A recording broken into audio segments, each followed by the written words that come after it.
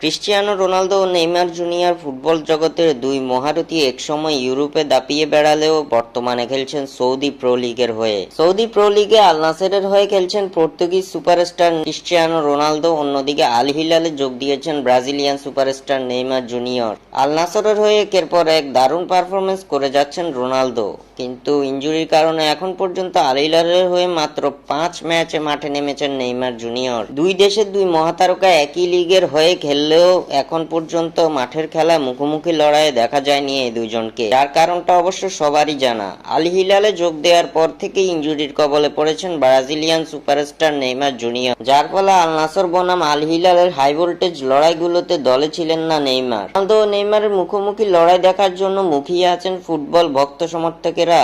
তবে এতদিন মাঠের খেলায় দুই মহারথীর সাক্ষাৎ না হলেও এবার সামনাসামনি দেখা হয়ে গেল নেইমার ও রোনালদো। সৌদি আরবের রিয়াদের কিংস এরিনায় বক্সিং ম্যাচ উপভোগ করতে গিয়েছিলেন ক্রিস্টিয়ানো রোনালদো ও নেইমার জুনিয়র, যার একটি ভিডিও সামাজিক যোগাযোগ মাধ্যমে ছড়িয়ে পড়েছে, যেখানে দেখা যায় কিংস এরিনায় হঠাৎ সাক্ষাৎ হয়ে যায় দুজনের। এ সময় একে অপরের সঙ্গে কুশল বিনিময় করতে দেখা যায় নেইমার ও রোনালদোকে। এ সময় নেইমারের শারীরিক অবস্থা সম্পর্কে জানতে চান পর্তুগিজ সুপারস্টার, যা ধরা পড়েছে ভিডিওতে। হঠাৎ করে ফুটবলের এই দুই জাদুকরের সাক্ষাতের ভিডিও দেখে বেশ আবেগ আপ্লুত ভক্তরা।